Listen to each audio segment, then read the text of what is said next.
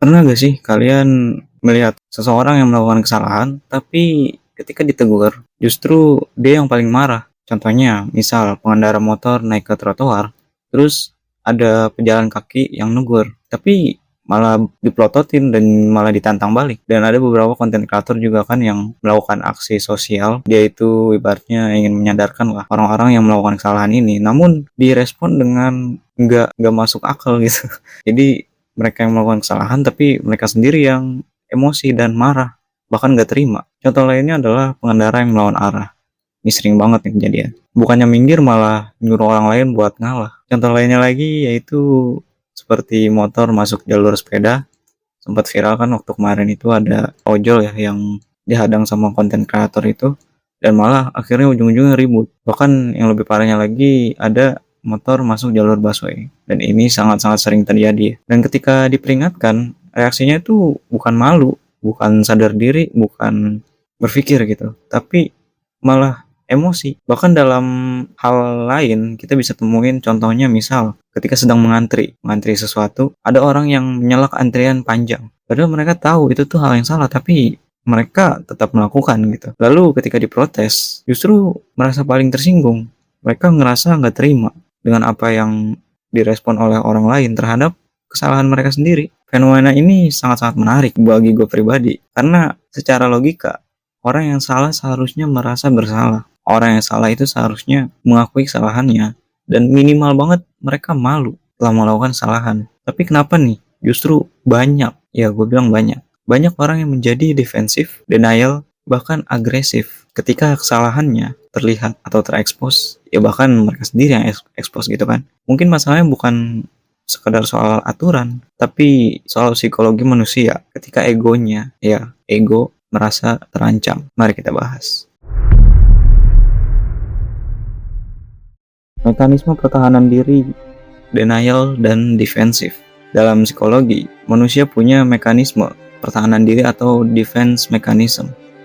Ketika seseorang melakukan kesalahan, lalu ditegur, otaknya menerima situasi sebagai ancaman terhadap diri, atau yang lebih tepatnya terhadap harga diri mereka.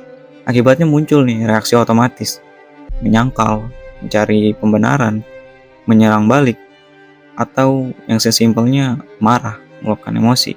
Karena bagi sebagian orang, mengakui kesalahan terasa seperti kalah. Jadi daripada mereka malu, apalagi di depan umum, dilihat orang banyak, mereka memilih menjadi agresif untuk mempertahankan egonya.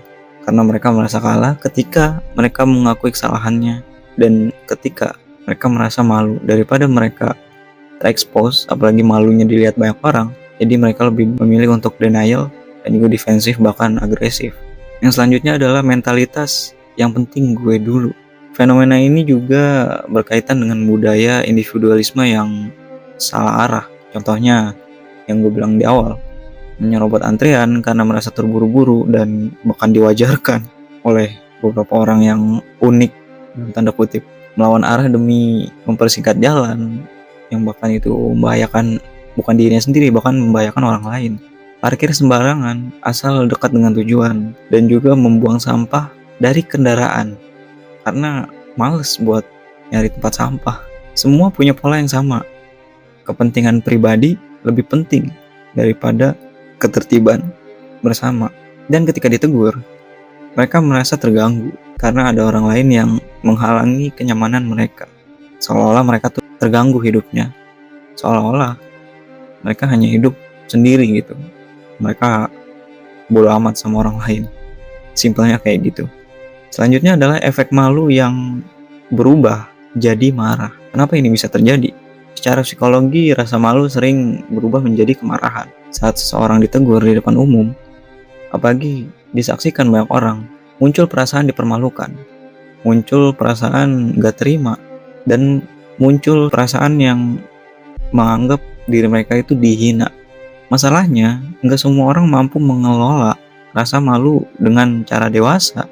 Akhirnya malu itu berubah jadi nada tinggi, sikap kasar, bahkan yang lebih parahnya mengancam. Karena marah terasa lebih kuat dibanding mengakui kesalahan, padahal ya itu hal yang salah. Yang selanjutnya adalah normalisasi perilaku salah Nah ini, mungkin ini menjadi fokus ya untuk terutama kita semua. Jangan menormalisasi hal yang salah, karena itu nggak akan membawa apa-apa selain kerugian untuk semua orang. Hal lain yang membuat fenomena ini makin sering terjadi adalah karena perilaku salah udah terlalu biasa terlihat. Jadi udah terlalu diwajarkan, udah terlalu kayak ya udahlah gitu, kayak bodo amat.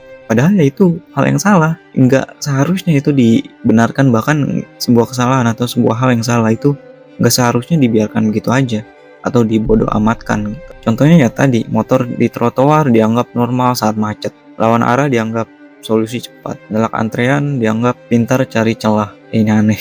Parkir sembarangan dianggap wajar asal sebentar. Padahal ya efeknya bisa besar gitu loh. Apalagi kalau udah menyangkut merugikan orang lain.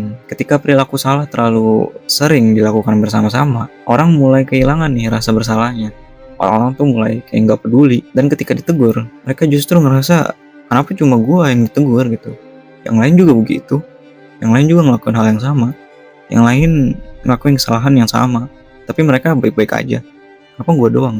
Yang selanjutnya adalah contoh yang lebih luas di kehidupan sehari-hari. Fenomena ini sebenarnya bukan cuma di jalan raya, tapi banyaklah kalian bisa temuin atau bahkan di keseharian kita gitu, seperti di lingkungan kerja, datang telat tapi defensif ketika diingatkan, dan nggak nyelesain tugas tapi nyalain keadaan gitu. Misal ketika ada tugas dari kantor gitu kan, atau ketika ada tugas dari sekolah, mereka beralasan gitu, nggak mencari solusi gitu. Mereka tuh hanya, misal contohnya ketika ada tugas sekolah tapi si anak ini HP-nya rusak gitu ketika di rumah, dan dia nggak bisa ngapa-ngapain, padahal dia bisa minjam HP ke orang tuanya atau ke saudaranya atau ke tetangganya, karena ya mengerjakan tugas itu kan udah kewajiban dia gitu. Tapi karena dia menggampangkan, nah ini salah satu penyakit juga, menggampangkan sesuatu, jadi dia merasa kayak itu tuh udah jadi hal mutlak gitu, kayak oh ya gue nggak bisa ngapa-ngapain lagi gitu. Jadi akhirnya dia ketika tugasnya itu ditagih akhirnya beralasan. Contoh lainnya adalah di media sosial, ini yang sering banget kita temuin ya,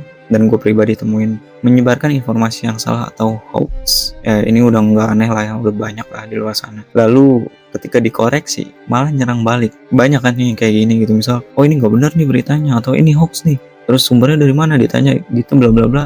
Ya dia defensif, denial, atau bahkan agresif gitu, oh lu nggak percaya sama gua, bla bla bla. Kayak itu salah satu contoh di media sosial ya. Dan juga selanjutnya adalah di lingkungan sosial. Contohnya adalah pinjam barang nggak dikembaliin tapi marah saat ditagih, atau bahasa lainnya adalah hutang. Ketika kita nagih kok malah galakan mereka gitu kan. Bahkan dalam keluarga sekalipun melakukan kesalahan lalu memainkan peran korban ketika ditegur atau flying victim. Ini sering banget terjadi ketika kita ditegur gitu kan dalam lingkup keluarga, tapi kita seolah-olah menjadi korban. Polanya sama, bukan fokus pada kesalahan yang dilakukan, tapi fokus melindungi ego agar tidak terlihat salah. Ya, lagi-lagi soal ego. Yang selanjutnya adalah rendahnya kesadaran kolektif. Dalam masyarakat dengan kesadaran sosial rendah, aturan sering dianggap penghalang, bukan kebutuhan bersama. Padahal aturan dibuat bukan untuk membatasi kebebasan, tapi agar semua orang bisa hidup berdampingan dengan tertib.